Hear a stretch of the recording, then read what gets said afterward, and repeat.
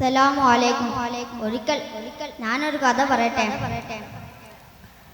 ഒരിക്കൽ പ്രവാചകനും ശിഷ്യന്മാരും കൂടിയിരിക്കുന്ന ഒരു സദസ്സിൽ ഇരിക്കുകയായിരുന്നു. സദസ്സിന്റെ ഇടയിൽ ഒരു യാചകൻ കയറി വന്നു നബിയോട് പറഞ്ഞു, നബിയെ വല്ലതും തരണേ. നിങ്ങൾ എന്തിന് യാചിക്കുന്നു?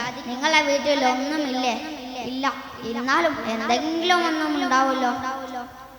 ഒരു പുതപ്പും ഒരു വെള്ളിപ്പാത്രമുണ്ട്, എന്നാൽ അത് കൊണ്ടുവരും. ആ യാചകൻ ആ പുതപ്പും വെള്ളിപ്പാത്രവും നബിയുടെ അരികിലേക്ക് കൊണ്ടുവന്നു. നബി തങ്ങൾ ചോദിച്ചു, ഇതാര് വിലക്ക് വാങ്ങാൻ തയ്യാറ്? അപ്പോൾ സ്വഹാബി കൈ നീട്ടി, ഇത് 2 ദിർഹമിന് വാങ്ങാം.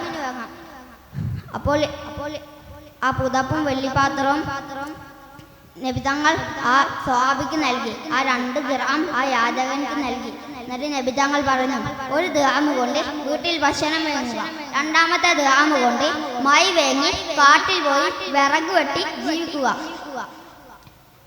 2 ആഴ്ച കഴിഞ്ഞ് വീണ്ടും ആ യാചകൻ നബിയുടെ അരികിലേക്ക് വന്നു. അപ്പോൾ യാചകന്റെ കയ്യിൽ 10 ദിർഹം ഉണ്ടായിരുന്നു. അപ്പോൾ നബി തങ്ങൾ പറഞ്ഞു, ഇതെത്തി ഒരു പുതപ്പും ഒരു വെള്ളിപ്പാത്രം വാങ്ങുക, ബാക്കി ദിർഹം കൊണ്ട് വീട്ടാവശ്യത്തിന് എടുക്കുക. യാചകനിൽ നിന്ന് മോചനം കിട്ടിയ സന്തോഷത്തോടെ വീട്ടിലേക്ക് മടങ്ങി. എന്നാൽ എൻ്റെ കൊച്ചുകട നിർത്തുന്നു. അസ്സലാമു അലൈക്കും. അസ്സലാമു അലൈക്കും. പ്രിയപ്പെട്ട കൂട്ടുകാരെ, ഞാനിന്നിവിടെ ഒരു കഥ പറയാനാണ് വന്നിട്ടുള്ളത്. എൻ്റെ കഥയുടെ പേരെന്തെന്നറിയാമോ? ഈയാമ്പാറ്റുകൾ. എന്നാൽ ഞാൻ കഥ തുടങ്ങട്ടെ. നിങ്ങളെല്ലാവരും ശ്രദ്ധിച്ച് കേൾക്കുമല്ലോ. കൂരിരുട്ടുള്ള രാത്രി, കരണ്ടില്ല. ഇന്നലെ നല്ല മഴയായിരുന്നു. അതാ ആ വീട്ടിലേക്ക് നോക്കൂ, അവിടെ ഒരു വിളക്ക് കത്തിച്ചു വെച്ചിരിക്കുന്നു. ചുറ്റും പാറ്റകൾ വട്ടമിട്ട് പറക്കുന്നു. ഹാവ്, എന്തൊരാക്രാന്തമാണ് ആ പാറ്റകൾക്ക്. തീനാളത്തിൽ തട്ടി ചിലത് നീലത്ത് വീഴുന്നത് കണ്ട് വീട്ടുകാരൻ ഓടി വന്നു വിളക്ക് പൊത്തിപ്പിടിച്ചു. എന്നിട്ടും ചിലർ ധിക്കാരപൂർവ്വം തീനാളത്തിലേക്ക് ആഞ്ഞു കയറി കരിഞ്ഞു വീണു. വീട്ടുകാരന് സങ്കടമായി. പക്ഷെ എന്തു ചെയ്യാനാ, അവയുടെ കഥ കഴിഞ്ഞു.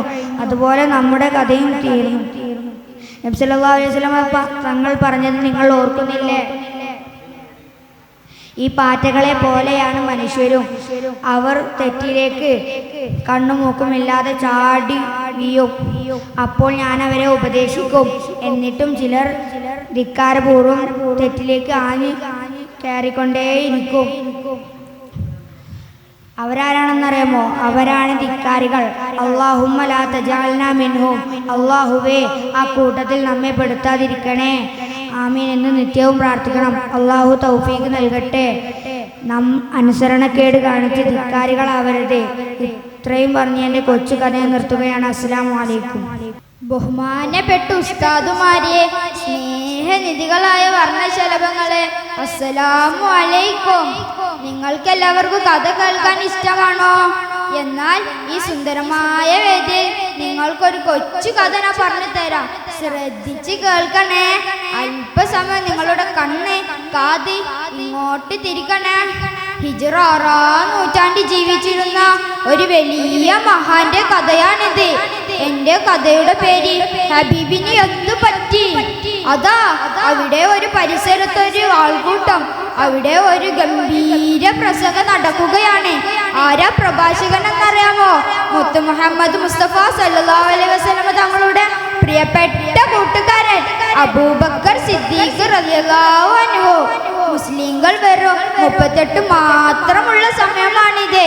മക്കയിലെ ഖുറൈശികളെ നന്മയിലേക്ക് ക്ഷണിക്കുകയായിരുന്നു സിദ്ദീഖ് തങ്ങൾ. പ്രസംഗം കേട്ട് കല്ലിമൂത്ത ശത്രുവിലെ റുത്ബ എന്ന ദുഷ്ടൻ സിദ്ദീഖ് തങ്ങളുടെ മുഖത്തെ ആടിച്ചരിച്ച് ചെരുപ്പെടുത്തി ആനടിച്ചു.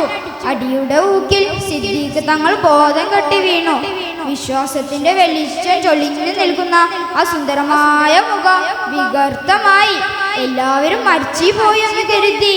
ഉക്തബൻ തങ്ങളെ വാരിയെടുത്ത് ബെഡിലേക്ക് കൊണ്ടുപോയി. ഉമ്മയും ഉപ്പയും എല്ലാം വിളിച്ചു നോക്കി.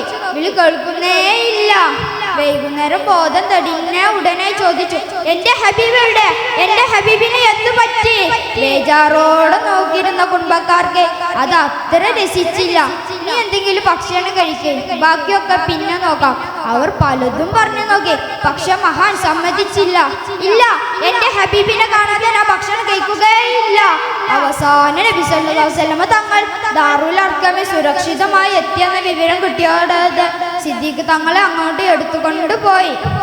സിദ്ദീഖ് തങ്ങളുടെ വൃദ്ധമായ മുഖം കണ്ടി നബി സല്ലല്ലാഹു അലൈഹി വസല്ലം തങ്ങൾ വികാര നിർബലമായി വാരി പുണർന്നു. എന്നിട്ട് കാര്യങ്ങളെല്ലാം അന്വേഷിച്ചു. എനിക്ക് കാര്യമായി ചെറിയ മുറിവ് മാത്രമേ ഉള്ളൂ, അങ്ങേക്ക് എന്തെങ്കിലും പറ്റിയോ? അതായിരുന്നു അപ്പോഴും മഹാന്റെ ചോദ്യം. നോക്കൂ കൂട്ടുകാരെ, ഇവരെല്ലാം സ്നേഹത്തിന്റെ താഴ്വാരത്തിൽ നബിയോട് അലിഞ്ഞു ചേർന്നവരാണ്. ഇതുപോലെ മുത്തുനബിയുടെ സ്നേഹത്തിൽ നമ്മളും ഒത്തുചേരണം. ഈ കഥ നിങ്ങൾക്ക് ഇഷ്ടമായോ? നബി സല്ലല്ലാഹു അലൈഹി വസല്ലമയെ സ്നേഹിക്കാൻ അള്ളാഹു നമുക്ക് തൗഫീഖ് നൽകട്ടെ. ഇത്രയും പറഞ്ഞ് ഞാൻ എൻ്റെ കൊച്ചു കഥ ഇവിടെ അവസാനിപ്പിക്കട്ടെ. അസ്സലാമു അലൈക്കും വറഹ്മത്തുള്ളാഹി വബറകാതുഹു. ബഹുമാനപ്പെട്ട ഉസ്താദുമാരെ, പ്രിയപ്പെട്ട കൂട്ടുകാരെ, എല്ലാവർക്കും അസ്സലാമു അലൈക്കും. ഞാനിന്ന് ഈ വേദിയിൽ വന്നിരിക്കുന്നത് ഒരു കൊച്ചു കഥ പറയാനാണ്. ദിവസങ്ങളായി ഭക്ഷണം കഴിച്ചിട്ട് വിശപ്പ് കാരണം ഉറങ്ങാൻ പറ്റാതായപ്പോൾ പ്രവാചകൻ വീട്ടിൽ നിന്ന് ഇറങ്ങി നടക്കുകയാണ്. കുറച്ചു ദൂരം നടന്നപ്പോൾ വഴിയിൽ അബൂബക്കർ റളിയല്ലാഹു അൻഹു, എന്താ ഈ നേരത്ത്? വിശന്നിട്ട് ഇറങ്ങിയതാ നബിയെ. അങ്ങനെ രണ്ടുപേരും ഒരുമിച്ച് നടന്നു. കുറച്ചു ദൂരം നടന്നപ്പോൾ വഴിയിൽ ഉമർ റളിയല്ലാഹു അൻഹു, അദ്ദേഹത്തെയും ഇതേ കാരണം തന്നെയാണ് ഈ സമയത്ത് വീട്ടിൽ നിന്ന് ഇറക്കിയത്.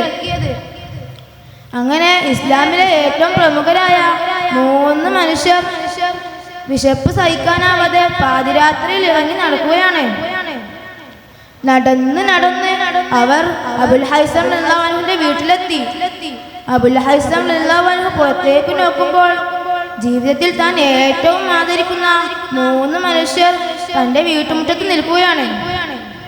അദ്ദേഹം അവരെ സ്വീകരിച്ചിരുത്തി നേരെ തോട്ടത്തിലേക്ക് ഓടിപ്പോയി. ഈത്തപ്പഴവും തന്റെ ആടിനെ അറുത്ത് ഭക്ഷണവും നൽകി. ഭക്ഷണം കഴിച്ചു കഴിഞ്ഞപ്പോൾ പ്രവാചകൻ അവരോട് പറഞ്ഞു, ഈ അനുഗ്രഹത്തെ പറ്റിയും നാളെ നിങ്ങൾ ചോദ്യം ചെയ്യപ്പെടും. വർഷവും കോടിക്കണക്കിന് പിഞ്ചുമക്കൾ വിശന്നു മരിക്കുന്ന ഈ ലോകത്ത് അളവറ്റ അനുഗ്രഹങ്ങൾക്കിടയിൽ നമ്മൾ ജീവിക്കുമ്പോൾ ഇല്ലാതായി പോകുന്ന കാര്യങ്ങളെ ഓർത്തു മാത്രം പരിഭവപ്പെടുന്നവരായി നാം മാറിയാൽ നമ്മളെക്കാൾ നന്ദികെട്ടവരായി ഈ ലോകത്ത് മറ്റാരാണുള്ളത്? ഇത്രയും പറഞ്ഞുകൊണ്ട് എൻ്റെ വാക്കുകൾ ഞാൻ നിർത്തുകയാണ്. അസ്സലാമു അലൈക്കും.